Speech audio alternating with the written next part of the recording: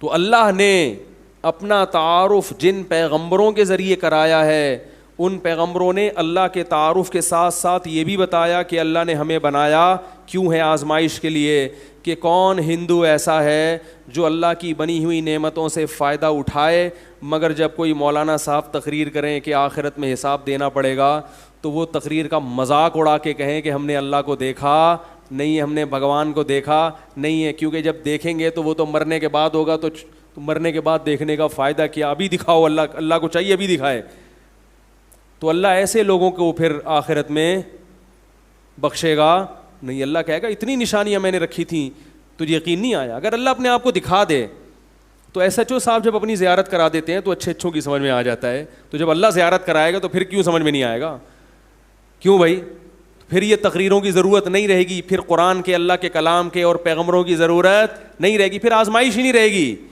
مزہ تو اسی وقت ہے جب آزمائش ہو، ایک طرف دنیا کی خواہشات آپ کو اپنی طرف کھینچ رہی ہوں، دوسری طرف اللہ کے حکام آپ کو اپنی طرف کھینچ رہے ہوں، آپ غیب پر ایمان لا کے اللہ کے دلائل اور نشانیوں کو دیکھ کر اللہ پر ایمان لاؤ اور پھر اللہ کی باتوں کو فالو کرنا شروع کرو۔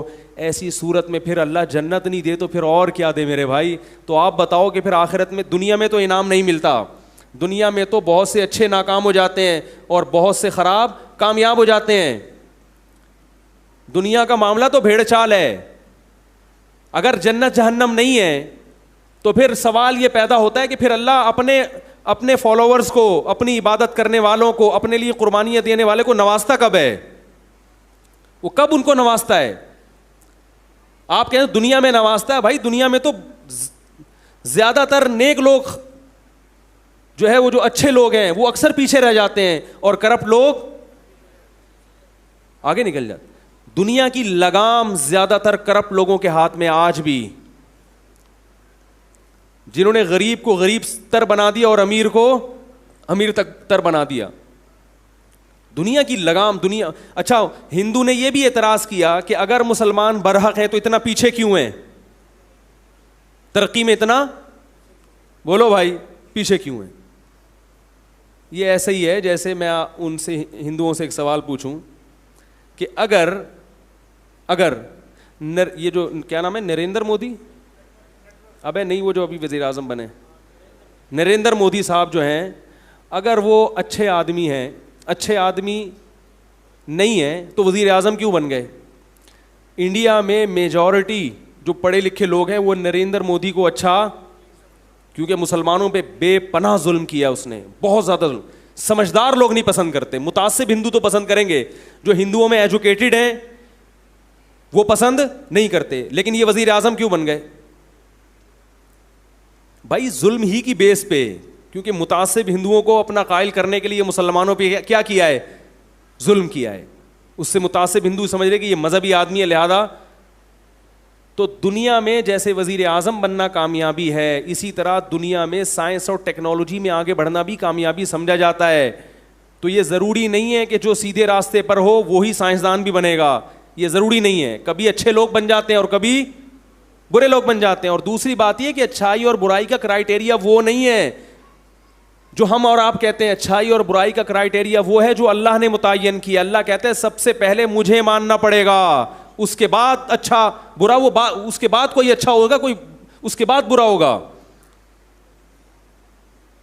مسلمان ترقی میں پیچھے کیوں ہیں؟ اس لیے کہ مسلمانوں کو ترقی میں پیچھے رکھا گیا ہے۔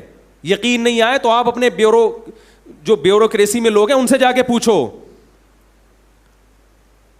جب مسلمانوں کی دنیا میں حکومت تھی اس وقت مسلمانوں کے حالات، ہندوستان میں مسلمان نے 1000 سال حکومت کی ہے، اس وقت ہندوستان کے حالات دیکھو اور معاشی ترقی دیکھو اور آج کمپیئر کر کے دیکھو۔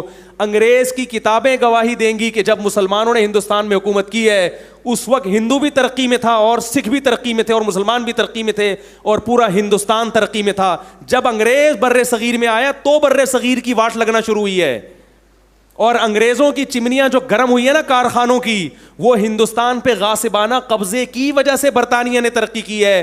برطانیہ دھوکہ دے کے اگر ہندوستان پہ قبضہ نہ کرتا تو آج برطانیہ نہیں ہوتا۔ جب سارے وسائل آپ کے پاس ہوں تو پھر ایجوکیشن بھی آپ کے پاس ہوگی اور ترقی بھی، کیونکہ دولت کی وجہ سے ہر چیز کو خریدا جاتا ہے۔ آپ کے ملک میں جتنے اچھے سائنٹسٹ پیدا ہوں گے خریدیں گے کون؟ گورے خریدیں، کیونکہ آپ اتنی تنخواہیں دے نہیں سکتے، وسائل ہی نہیں ہے آپ کے.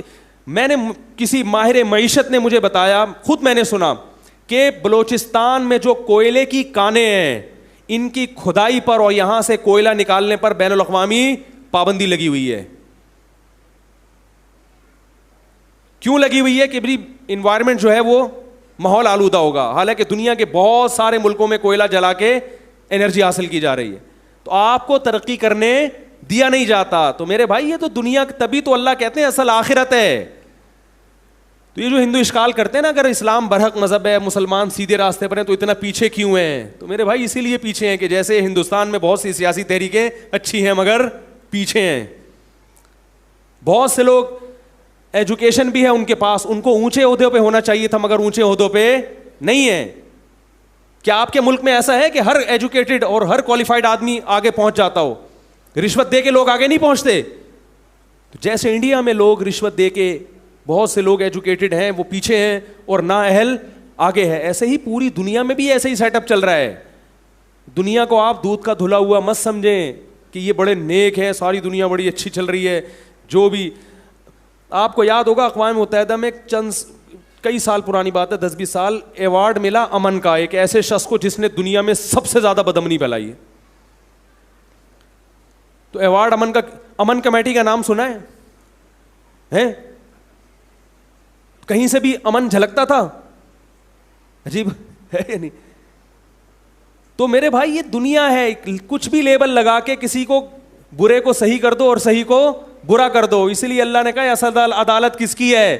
آخرت کی. تو اگر جنت جہنم کو میرے بھائی نکال دو گے اپنی زندگی سے تو اس کا مطلب یہ دنیا بھیڑ چال ہے، جس کی لاٹھی اس کی بھینس، پھر یہاں کوئی پوچھنے والا نہیں ہے. تو اس لیے اللہ نے بتایا کہ تمتعو، مزے اڑا لو، ظلم کر لو انسانوں پہ، لوگوں کی دولت نچوڑ لو، اور والدین کو اولڈ ہاؤس میں جمع کرا دو، رشتہ داری توڑ دو، شوہر بیوی کا حق ادا نہ کرے، بیوی شوہر کا حق ادا نہ کرے، اولاد باپ کو چھوڑ دے، باپ دولت نچوڑ لو، اور والدین کو اولڈ ہاؤس میں جمع کرا دو، رشتہ داری توڑ دو، شوہر بیوی کا حق ادا نہ کرے، بیوی شوہر کا حق ادا نہ کرے، اولاد باپ کو چھوڑ دے، باپ اولاد کو چھوڑ دے، کر لو یہ سارے کام. تو میرے بھائی اس لیے اسلام کے علاوہ اللہ کو کوئی مذہب قابل قبول نہیں ہے، کیونکہ اسلام کے علاوہ کسی کے پاس گائیڈنس نہیں ہے. تو یہ آپشنل نہیں ہے. جتنے بھی غیر مسلم ہیں ان پر لازم ہے کہ وہ یہ تحقیق کریں اور عصبیت اور تعصب کی چادر اور حسد کی چادر اتار دیں. اگر مسلمان میں کوئی خرابی ہے تو خدا کی قسم وہ مسلمان میں ہے، وہ اسلام میں وہ نہیں ہے، اسلام میں وہ خرابی.